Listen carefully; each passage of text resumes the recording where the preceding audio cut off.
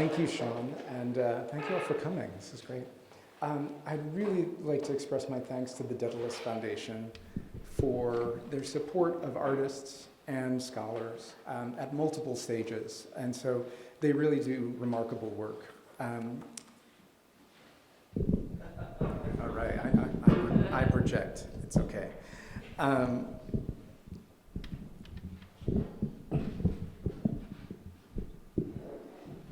So thanks. But yeah, I'd very much like to thank Sean Meehan and the Dedalus Foundation more broadly. I'd also like to extend my sincere thanks to Artist Space for hosting this talk. It really means a lot to give this talk and talk about Burton's work here because Artist Space was so important to his development and it allowed him the freedom to do this kind of experimental work. So book talks are hard because I have to compress a 150,000 word book to 5,000 words. So I'm going to show a lot of material, and I'm going to focus on a few things that I'm going to talk in more depth, but I encourage questions at the end. And again, I'm only going to talk about a handful of works in detail, but I hope this gives a picture of Burton's work more broadly. Now, I first determined to write about Burton's work around 20 years ago. And I started my first research interviews around 2003. At that time, there was little to be known about the full range of Burton's work. His reputation was as a sculptor and a public artist, and this was rooted in his works of the 1980s. After his death from AIDS-related complications in 1989, attention to his work waned somewhat, and he became remembered more as a kind of artist's artist. His sculptures of furniture were self-effacing, somewhat anonymous, and coy in the way that they offered the passerby a place to sit, to rest, and to wait. Intentionally, they aimed to hide in plain sight and be overlooked, but used. This situation also left Burton's work appearing more and more remote, though there had been a few revivals of interest in his work. But in general, his work, especially from this early decade, the 1970s, became harder to see or to remember, but it was in this decade where his intellectual and political commitments were forged. As soon as the archives had been made available a little over 15 years ago through the remarkable work of the Museum of Modern Art, Archives and Library, I've started to track Burton's earlier work, finding an artist who was resolute, restless, experimental, and decidedly queer. I've tried to talk to as many of his friends, performers, collaborators, and curators as I can, and I've tracked down audience members for his performances in order to reconstruct some of these events. With each conversation and each new archival find, I came to see how much Burton's contribution to performance art was quite unique. In the 1970s, Burton was, importantly, one of the most visible queer artists of the decade in New York, and he made works that both infiltrated sanctioned spaces of museums with queer themes, as well as bombastic works that critiqued masculinity or that defended sexual cultures.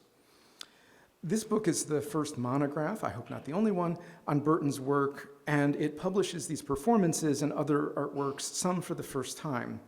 I tried to be as comprehensive as possible in the book, much to the chagrin of my editors who wanted it shorter.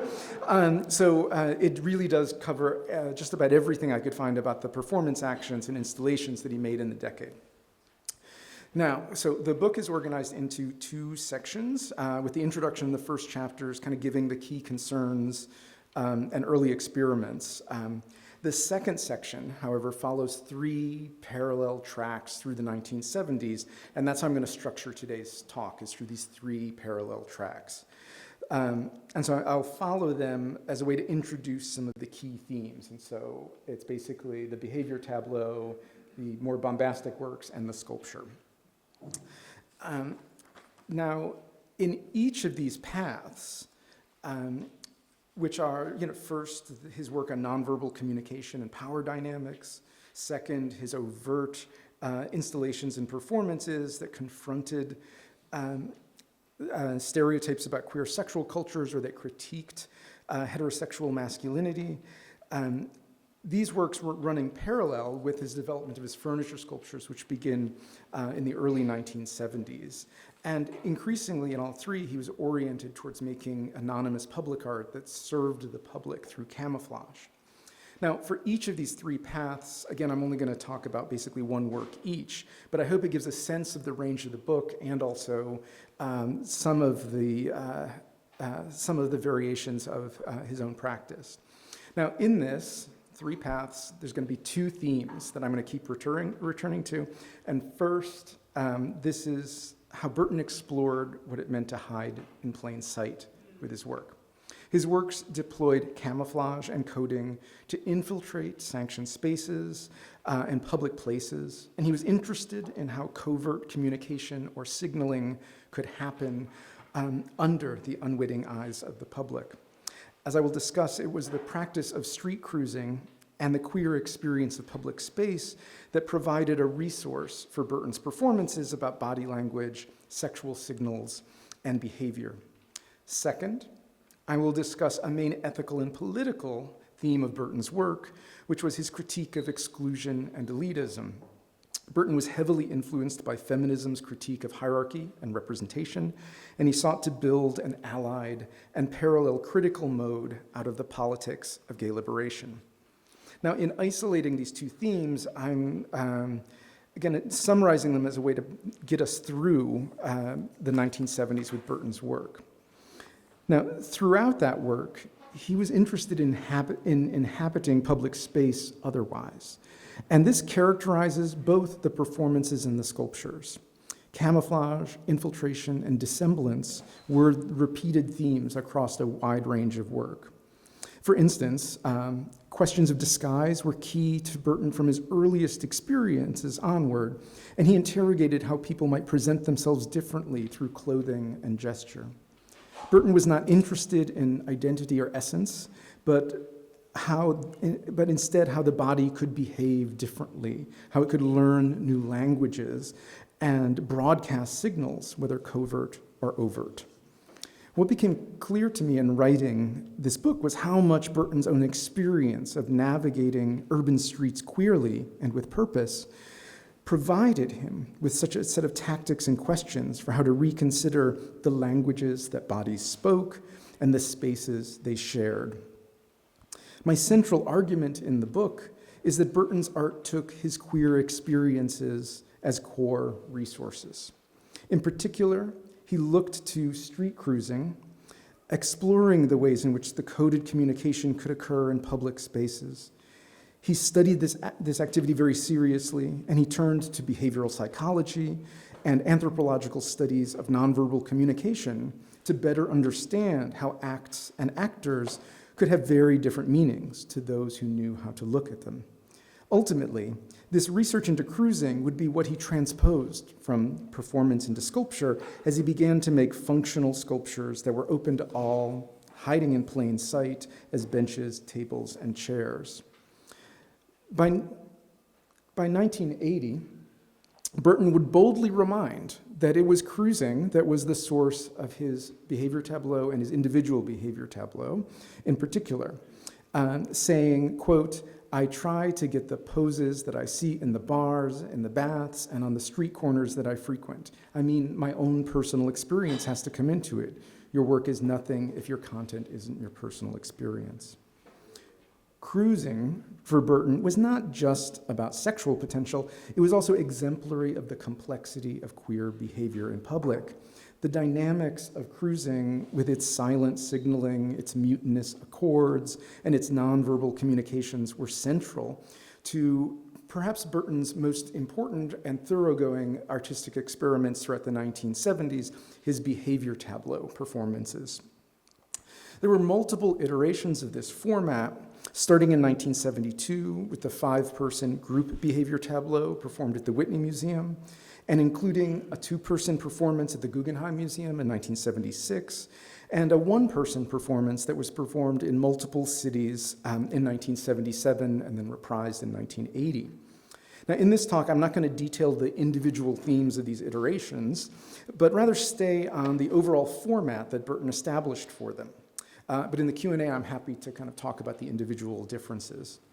And through his work on these performances, he did cultivate some of the key themes of his artistic practice: his interest in nonverbal communication, his understanding of the ways in which social spaces are theaters of power, his activation of viewers' bodily engagements in space and time, and his conviction that queer experience provided a major resource for these investigations.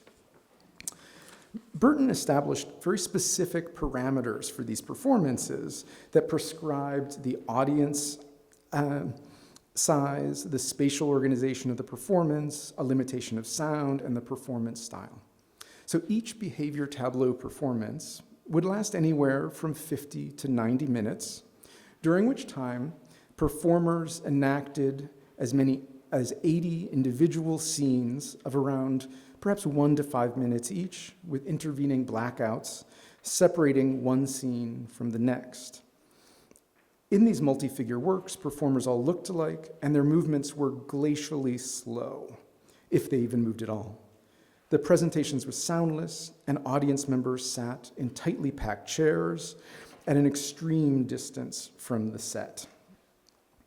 Across that dark, silent expanse, viewers watched the performance catalog poses and proximities from body language. And these scenes represented interpersonal relations such as attraction, revulsion, domination, submission, intimacy, discord, solicitation, and alienation. And again, each performance has a different sort of catalog of interactions that it's engaging with. Now, again, it's very hard to imagine this, but we have to think about sitting kind of like you are now in these tightly packed chairs, but only 30 people at an extreme distance, and watching in silence for an hour the performance of actors engaging in movements at this pace with no silence, with no sound. And this is unfortunately, the video recordings of Burton's work have all been lost, with the exception of this short clip that I've been able to find, and the 1980 piece, which is at the Pacific Film Archive. But this gives you a sense. This is not an altered thing. This is a live feed, okay, to be anachronistic about it. But it gives you a sense of how the experience would be. And imagine just doing this in silence for an hour, and watching scenes that gradually unfolded around the power dynamics of bodies. Now, the intensely slow and silent movements of these performances were a way to attenuate the experience of time and to alert viewers to the complexity of the language that their own bodies spoke.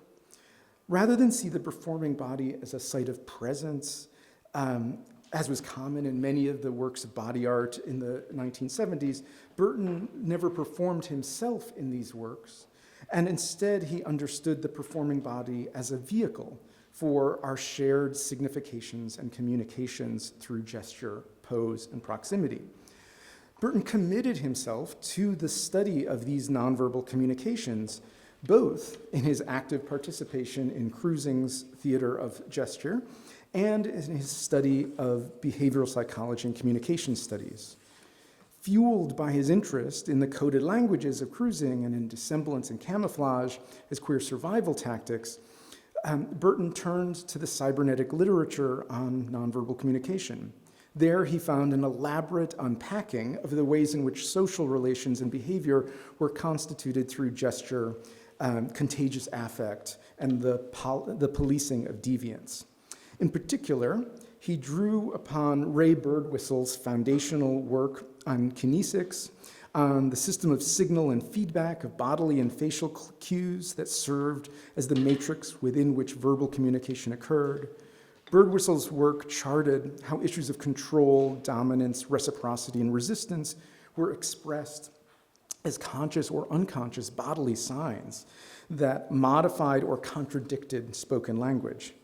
Building off Birdwhistle, others, such as Edward T. Hall, developed the study of spatial relations under the term proxemics, which sought to understand the different ways in which distances between individuals activated either intimacy or territorial defense.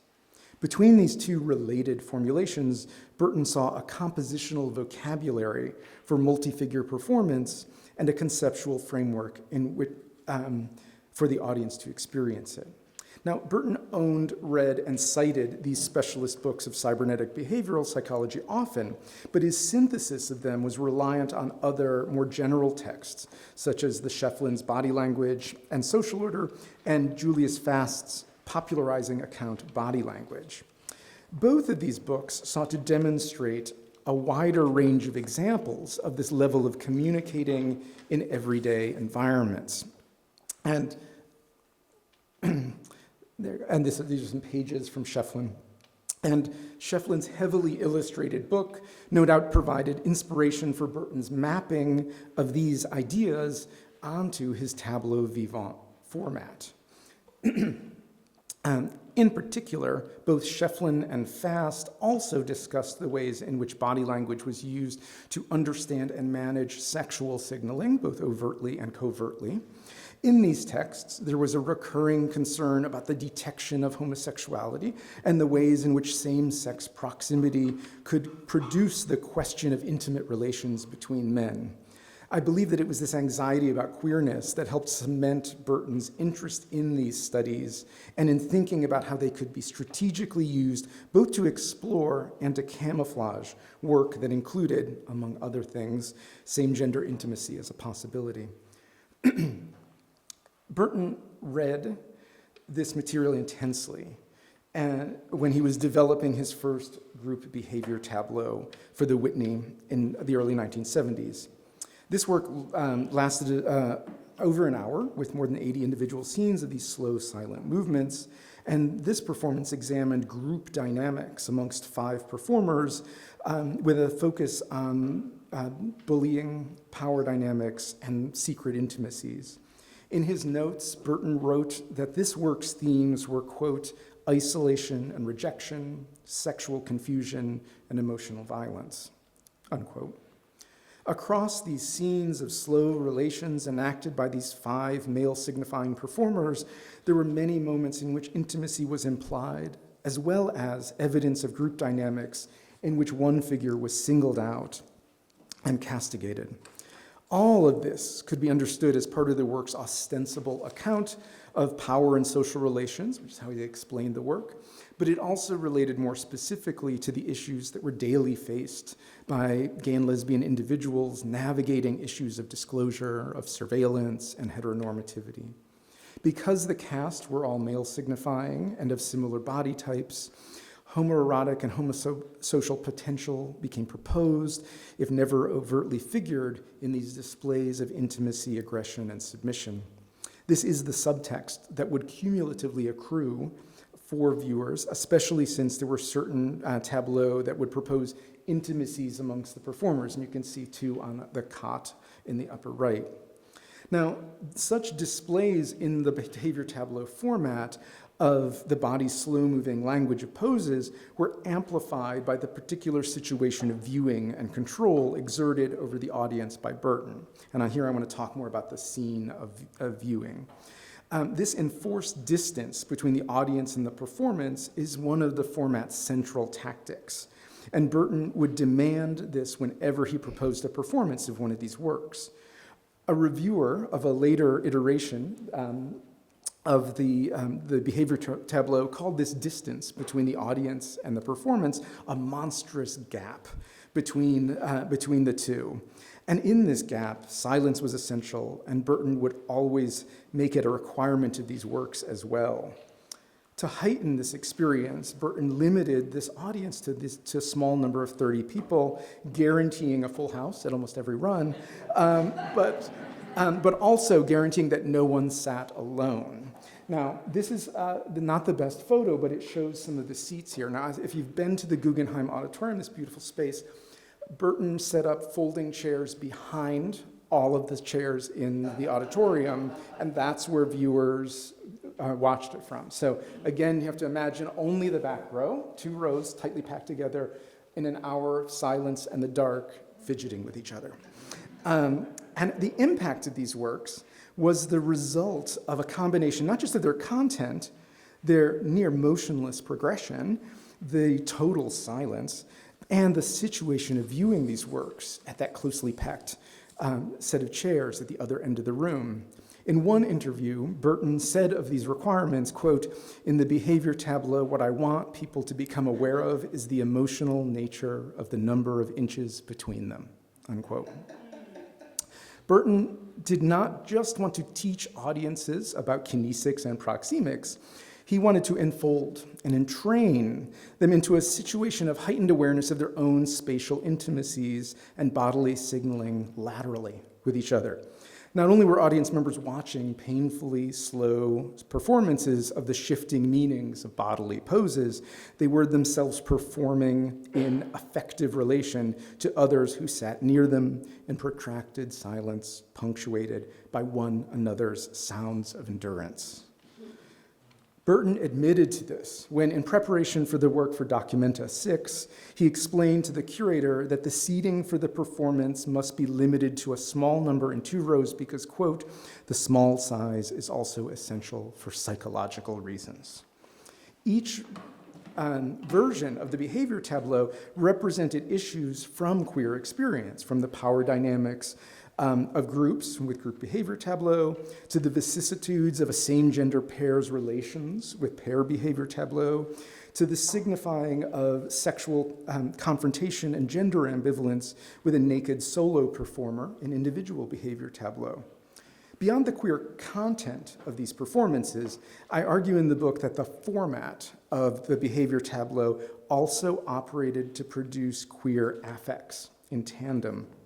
That is, I think one of the most significant and pivotal aspects of these performances is that they attempted to convey aspects of queer experience that center on daily acts of survival, dissemblance, self-monitoring, self-consciousness, in the face of the imposition of the normal behaviors we are supposed to adopt. Burton was not attempting to make work that reduced queer experience to the erotic or its display, but more ambitiously, he modeled in this work the larger difficulties of the daily navigation of heteronormativity and homosexual panic that were all too common parts of queer experience in the 70s. His work with the behavior tableau taught him to make work from that queer experience, and that also, however, could address larger issues of social power, a relationship to normal behavior, quote unquote, to public space and to bodily relations. Now, the final 1980 performance is, I think, very significant because it culminates this, and it makes overt some of the sexual themes of the behavior tableau format more directly. It amplified the previous one-person naked performances by adding more sexual signaling and provocation to the corpus of poses. One way to understand this greater frankness is to see it in relation to Burton's own increased participation in the gay sexual cultures of New York City in the 1970s. These years saw a flourishing of new zones for cruising activity, as well as the explosion of gay establishments, such as bars and clubs, for communal sex. Burton was a knowledgeable participant in these sexual geographies. For instance, in 1979, he wrote in a letter to his close friend Eduardo Costa, discussing his reworkings of this male figure tableau for a new performance he was going to do. In the same letter, he also explained that he was about to move into a new loft on 28th Street. Quote, "This is in the middle of the flower district, very busy, late night and early morning, with all of the flowers coming to New York in masses. And it's all day long in industrial neighborhood, the most erotic kind, of course. The second good element is the location and the proximity of the Everard Turkish baths," unquote. Now, beyond the public areas for cruising, Burton also studied how body language was operating in the bars and clubs built for these sexual communities. In a 1978 letter to Costa, he reported, quote, "I have had a little most interesting work as a bartender at the Mine Shaft.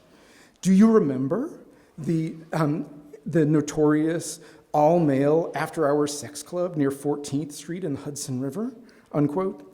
Now, the mine shaft had opened in 1976, and soon thereafter became, as one reporter called it, quote, the most famous S&M club that ever existed, unquote. This members-only dress code leather club was the epicenter of New York's leather sex scene. Burton's work at the mine shaft allowed him the opportunity to study at much greater length the codes, the rituals, and body languages at play in a space of abundant sexual performance. So when Burton stated in that 1980 interview that the individual behavior tableau used the poses that I see in the bars, the baths, and the street corners, he was speaking from a period of heightened engagement with these sexual communities. Adding to his citations of art history and popular culture, which I haven't gone into here, Burton included things that he observed or employed in places like the mine shaft and the baths. The sexual signaling of these communal spaces was more overt and forward than the body languages used on the street, and the bolder signs in the bathhouse and the sex clubs were made their way into the Berkeley individual behavior tableau performance. In that interview for The Advocate, Burton continued his explanation of the choice of the poses and themes, saying, quote, "So I was essentially dealing with the poses that the top takes and the poses the bottom takes. And those two categories, both in social relations, relations of hierarchy within a group, and in sexual relations, the body messages of the top and the body messages of the bottom," unquote. He concluded that there was a, quote, deep content in the work, which was a, quote, distillation into topness and bottomness, unquote. Now, it's also worth remembering that the lateral negotiations between audience members would also be an arena, however subtle, for the playing out of dominance and submission as viewers sat self-consciously next to each other in those closely packed seats. Now, Burton was interested in how a person had the capacity to convey a range of behaviors and genders. He declared, quote, "You could say that people are like furniture. They take different poses and suggest different genders," unquote. Burton often maintained a distinction between his performances and his sculptures, but it's in this important statement one can see how closely they were related in his thinking. Burton hoped to show how the single body could convey different attitudes and even different gender presentations. The individual behavior tableau, in particular, cataloged stances of top, bottom, dom, sub, femme, and macho. For instance, a bend in the knee in a recumbent pose transformed the waiting, face-down cruiser into a coquettish pose.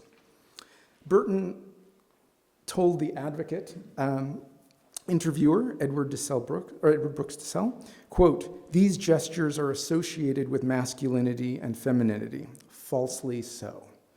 I'm not condoning or condemning, I'm illustrating didactically.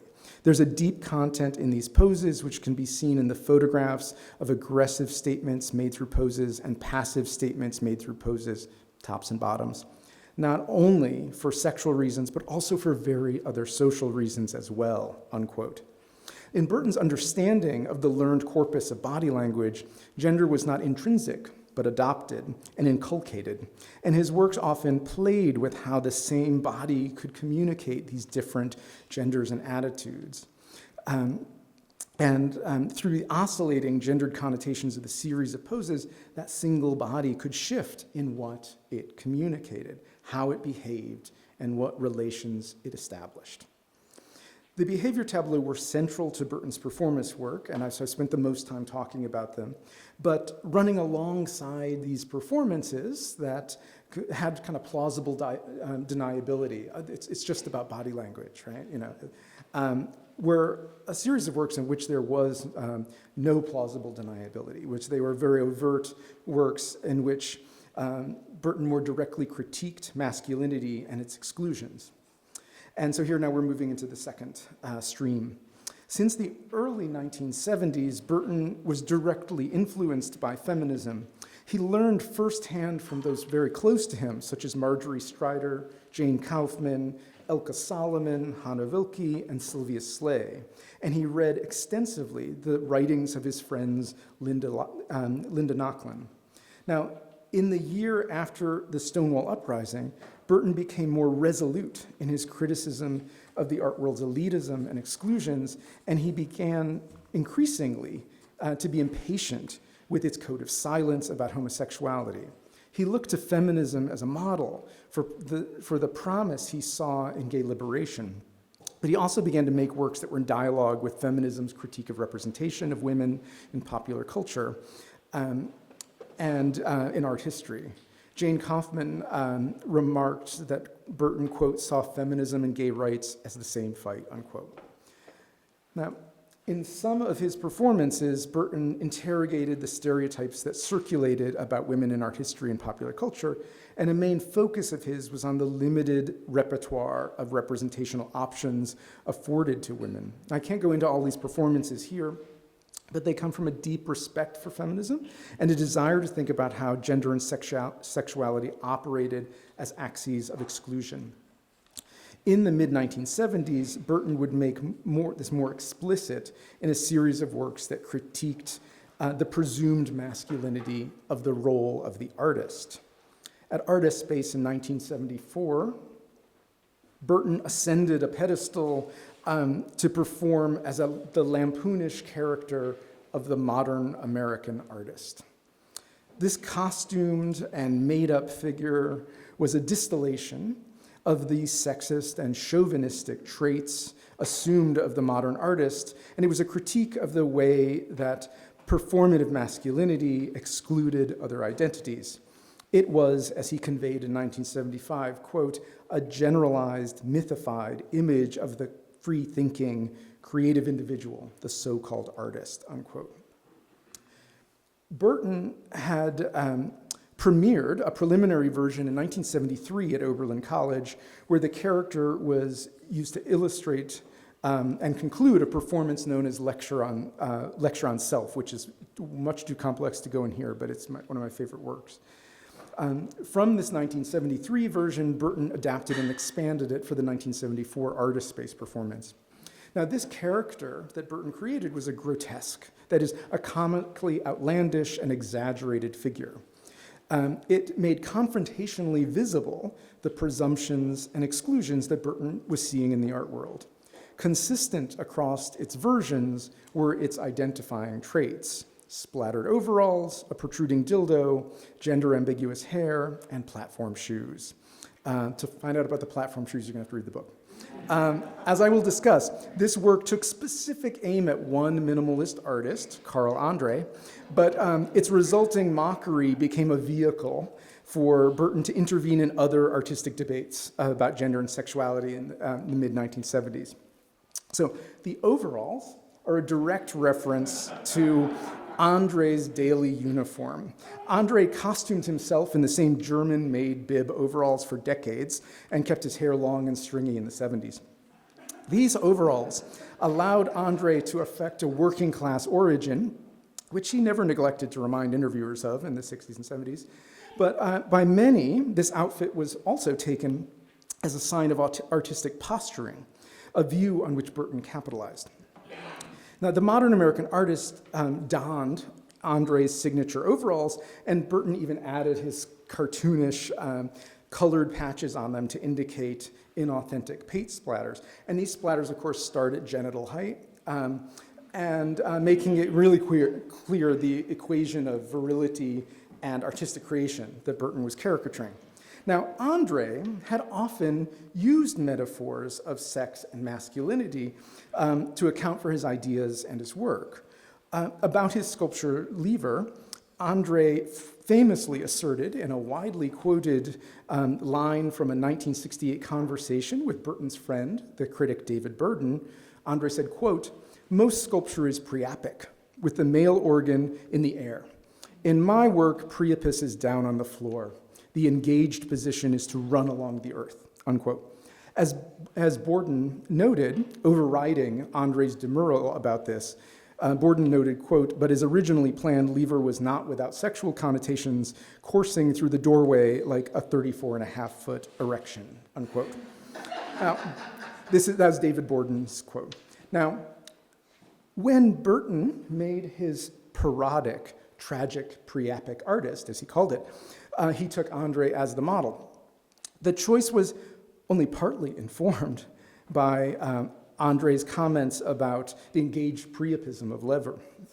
It was also sparked by a much more immediate witnessing of Andre's sexual pontification. Burton's close friend Mac McGinnis recounted this story to me. During the time when Scott was thinking about the lecture and performances at Oberlin, we were invited to a party at Marjorie Strider's loft. The place was crowded, the furniture was limited, so most of us were sitting on the floor. The party was going in full swing when in walks Carl Andre, not a favorite of either of us. He was wearing his uniform of the time, worn overalls. He stood in the middle of the room, looking down on all of us and pontificated. The subject of cock size came up, and I swear to you, Carl said, with no hint of humor, much less irony, this is now quoting Carl Andre within McGinnis's quote, "Actually, no man is satisfied with the size of his dick. It's because he looks down on it, and it's foreshortened, like Montaigne's Christ." Unquote Carl Andre. But Mac McGinnis said to Scott, "Let's get out of here," and we beat it. Okay. Unquote. Now, so that's what primary research is about. Is finding that. Now, this event, though, is important because it catalyzed Burton's development of his grotesque. Emboldened by his engagement with his feminist peers, he took aim at the sexist and heteronormative hubris of such a public display and its uncritical acceptance and promulgation by many in the art world. Now, the modern American artist can be understood as a mythified incarnation of all that Burton hated about the category of the artist, exemplified by Andre, and its elitism. Made just a few years after Burton decided himself to be an artist, this work, in all of its contradictions and problems, of which there are many, should also be seen as another facet of his skepticism and his bracketing of the idea of the artist itself. Again, this is for someone who ends up making anonymous works that we may not even see or know to be art. This critique of the authority of the artist would eventually lead him to embrace his anonymous public art and a belief that sculptures could be invisible as art as long as they served the public. Now, I see the modern American artist project as a kind of carnivalesque embodiment of the mythological self-importance and imperious artist, one that was both meant to call attention to that myth and to exorcise it through its exaggerated presentation. In so doing, Burton challenged viewers of modern American artists to take himself seriously as an artist, sacrificing his own authority by performing the problems of that role. Now, for the 1974 performance at Artist Space, Burton turned the character into a living statue. Edith de Ack, who was assistant director of Artist Space at the time, included Burton in a performance series that she curated called Persona A, which focused on autobiographical modes. And it included people such as Eleanor Anton, Adrian Piper, Jack Smith, Kathy Acker, and Laurie Anderson. And Burton, when it came his time, installed himself on a high pedestal and posed like a statue. All right. In the guise of the tragic priapic artist. The lights were off when Burton ascended the pedestal, and they were turned on to reveal him standing motionless atop it. There was supposed to be a soundtrack, but Walter Robinson, who also worked at Artist Space at the time, encountered difficulty with the audio recording, so it was silent, and Burton went along with it anyway. Modern American artists stood there motionless. The overalls now, in this new version, sprouted bulbous paint splatters instead of the painted drips. Burton's long hair still fell to his shoulders, and he wore these exaggerated boots. But the most significant addition that he made to this costume was the white grease paint makeup that he applied to his face for the performance. With the makeup, Burton exaggerated the idea of the modern American artist even further as a kind of buffoon. This makeup invoked the sad clown character from the Commedia dell'arte and the pantomime comedies, and Burton drew on his histories of theater as well as the iconography of the mime and the clown in order to make his grotesque. In a move that's analogous to the revival of the tableau vivant format and its wordless and static performances, Burton stood silent, himself like playing a mime, playing a statue. This thick grease paint clown makeup reinforced the artificiality and absurdity of the archetype of the overblown and pompous artist. At the same time, the use of white makeup must have stood out to his viewers, since it clearly called attention to the racial designation of the modern American artist's caricature as white. This had the effect of further marking the unmarked whiteness assumed of the artist, making it a target of critique and mockery. Now, this short performance also invoked classical traditions and mythologies by adapting the form of that freestanding statue, and this is another instance of Burton's fusing of performance and sculpture. Standing atop the pedestal, the tragic priapic artist occupied that position of exemplarity that is defining of the genre of the monument. Viewers of the artist-based performance saw this statue in a flash of light. As they were turned on to reveal Burton, we should remember, wordless and without explanation. He stood there motionless, inviting evaluation of the excessively artificial traits of his character by mockingly putting this embodied caricature on a pedestal. Burton was also inviting critical assessment of its terms, its limitations, and its fragility, and its failure, ultimately, to be universal. Now, Burton would later reprise the modern American artist as a response to the high-profile exchange between Linda Benglis and Robert Morris in the pages of art magazines. And he came to create a photographic triptych titled Dream Sex that would share the same exhibition that Benglis and Morris's erotic Polaroids, you can see a snippet of them on the right, would be shown. So this work was made to be alongside or in the same exhibition, not alongside the Polaroids. In particular, Burton was very critical of Robert Morris's appropriation of the look of leather sex culture with his volley in the series between him and Benglis. Mac McGinnis again told me that Burton, quote, was very critical of Morris for that costume. It's the same thing he said about Carl Andre, these awful macho guys, unquote. Now, I can't tell the whole story of Dream Sex here, this is the triptych, but the work narrates a fantasy sexual encounter between Burton, Morris, and Benglis. And it ends in spectacular fashion with Burton fisting Morris up to the elbow. The full text is in the book, so, go buy the book.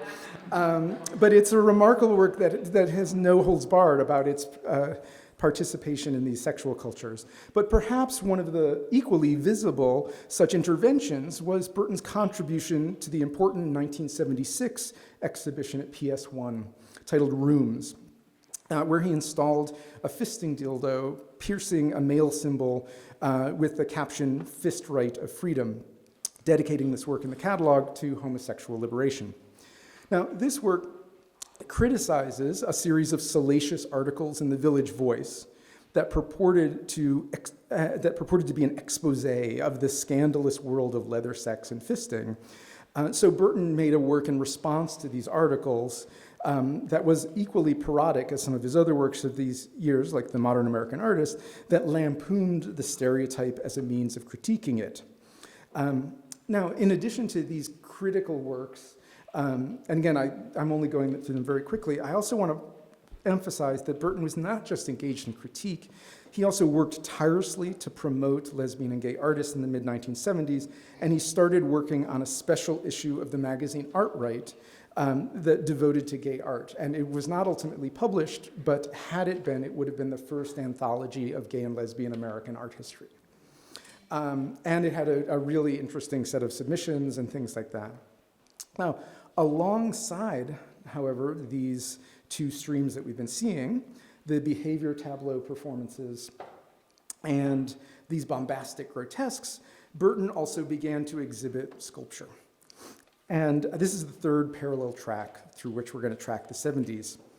About 9 months after his Artist Space performance, Burton had his first one-person exhibition at Artist Space in December 1975. He showed two works, the Pastoral Chair tableau and Bronze Chair, and I'm going to focus on the latter. For Burton, furniture was a lifelong obsession. Built in relation to the human body and its functions, furniture is, by definition, designed to reflect and cater to the body of its user. In 1973, Burton explained that the tableau and the furniture pieces had, quote, different materials, but with overlapping preoccupations with the human figure, with dream states, with social relationships, with sexuality, and with art, unquote. The sculptures perform for and with the viewer, and I see them as an extension of Burton's performance art. Across his work, Burton interrogated what it meant to behave as, and I think that's one of the key themes from the book. From his committed study of the scientific literature on body language, to his bracketing of authorship, to his caricature-like provocations, Burton pursued forms of performance that involved dissemblance, duplicity, and doubleness. His works tested the contours of the normal through the infiltration of it, and his aim was to make strange those everyday actions and inculcated behaviors by reflecting them back to the viewer. I consider this behaving as to be the core strategy of Burton's artistic practice in all of its variety. Alongside his experiments in performance over the course of the decade, Burton also made sculptures that behaved as. His sculptures, here I'm showing some of the 80s sculptures, dissemble as furniture while at the same time behaving as functional chairs, tables, and benches. For him, furniture's familiarity served as a means to spark self-reflection in viewers about their expectations and assumptions. That familiarity was akin to the normal behavior that Burton exposed in his performances, and he wanted to demonstrate how expectations could be subverted and categories questioned. And so many of his furniture looks very approachable, but also does things with furniture forms, which I won't really talk about here. Like his works about body language, street cruising, and other behaviors, these sculptures hide in plain sight, and they are more complex than they first appear, and they self-consciously adopt the look of the normal, the familiar, and the everyday. The transitional work, the key work in the development, was Bronze Chair. It is a bronze cast of a chair that had been abandoned in the apartment that Burton rented on Thompson Street in 1968. And it was one of his first pieces of furniture after he was living on his own, after the breakup of a long-term relationship, and also finding himself with no financial resources. Burton thought a lot about the lives of furniture and its shifts in style, and he made early performances that would interrogate class connotations and gender connotations of furniture. The derivative Queen Anne style chair that Burton found in his apartment played a role in these performances, and Burton eventually decided to move this from performance into sculpture, first painting this chair bronze color, and then in 1975, with the aid of an artist grant, having it cast in bronze. Now, even though the bronze chair does not depict a human form, it operates as a statue. It is a life-size bronze with arms, legs, and so on. This anthropomorphism allows Burton to evoke the human body without imaging it. Furthermore, this work and Burton's other works addressed viewers directly by offering them an empty seat, both as an actual physical incitement to sit and an emotionally charged image of the absence or anticipation of the sitter. That is, the sculptural image performs as if it is, rather than merely depicts, a chair. No less than minimalism's gray polyhedrons, lines of bricks, fluorescent tubes, or stacks of aluminum and plexiglass, Burton's functional chair is, however, it is what it is, just like all that minimalism. Now, in the book, I contextualize this move in relationship to Burton's participation in post-minimalism, and I see Bronze Chair as a work that short-circuits the presumed opposition between literalism and representation. Burton would go on to develop his sculptural practice out of this idea of the functional sculpture of furniture that could hide in plain sight, but also be much more if you knew how to look at it. The relationship of this stance to his queer experiences of public space is indicated, importantly, by how Burton first exhibited the Bronze Chair at Artist Space, outside on Worcester Street, across from the entrance to the gallery. Street signals, cruising, dissemblance, these had been the central themes of Burton's artistic practice from his earliest performances onward. And now he further declared the importance of the shared space of the street with this work. Strategic in relationship to his first one-person show, this move deployed sculpture as an agent of performance, introducing it to a wider range of viewers than those who might come inside the gallery. On the sidewalk, Burton's sculpture dissembled as a chair. To many, this metal chair appeared at first to be an abandoned piece of domestic furniture, hanging out on the street, waiting to be taken to someone's home. Again, for Burton, this chair's performance drew on that long-running investigation of loitering in plain sight on the street. Burton was interested in the duplicity of the chair appearing as normal and built on the easy familiarity and solicitations that this homey-looking furniture offered. A lone Queen Anne chair on the sidewalk is not that remarkable in New York City in the 70s, where trash is, of course, piled on the sidewalks. And Burton staged his chair so that it would act as an abandoned treasure for the passerby, while also being a sculpture for those who took the time to look or who were already on the lookout. This sculptural performance happened on Saturdays, the busiest day for sidewalk and gallery traffic. Sitting out on the sidewalk, Bronze Chair, like any other chair loitering on the street, was asking to be picked up.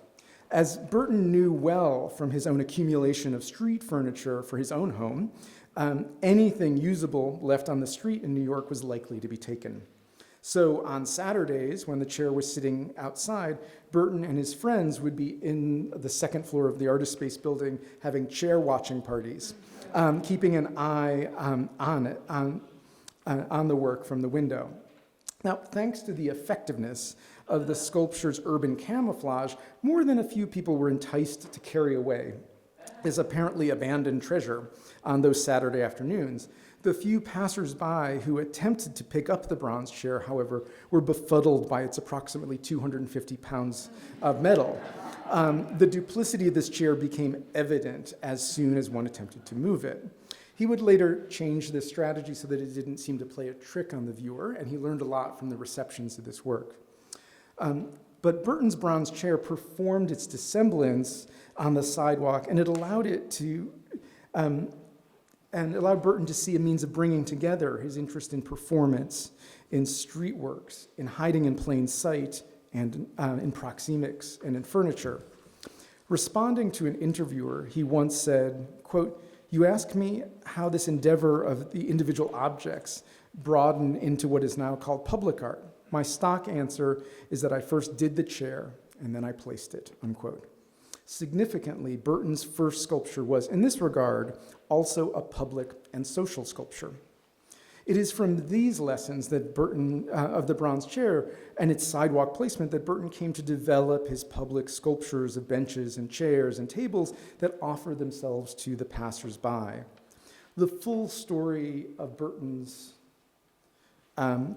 sculpture is for another lecture, but importantly, it weaves together the two main themes that I've been sort of tracking throughout this lecture tonight: the knowing dissemblance of hiding in plain sight and a critique of elitism and exclusion.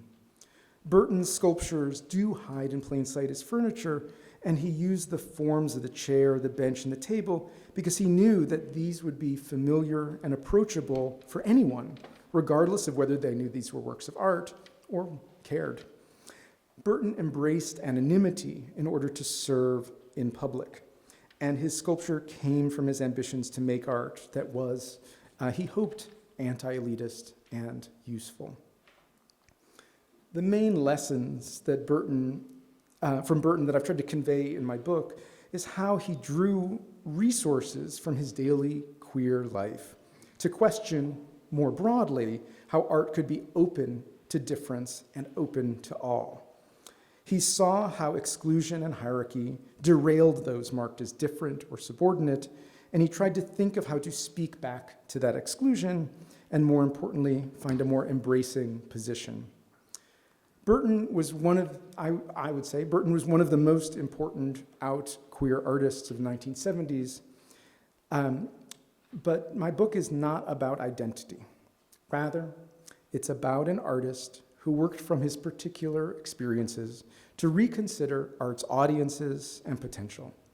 He was never content to make gay art, and he rejected a narrow, identity-based definition of his work and his life repeatedly in his interviews.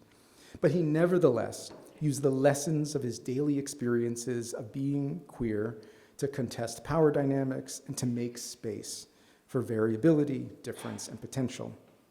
In other words, Burton tried to see wider potential in his queer experiences. The central questions for Burton's work were behavior and public space, and he came to an understanding the priorities for his demotic public art by interrogating performance, queer signaling, and that shared space of the street. He looked to behavior as a common language, albeit one that each person speaks with their own inflections, dialects, and purposes. But for Burton, behavior was tied up with the queer imitation and arrogation of ordinary life, and he asked what it meant to be more than what was expected or seen at first. He saw this as an open question about how we might behave differently with each other. Thank you very much.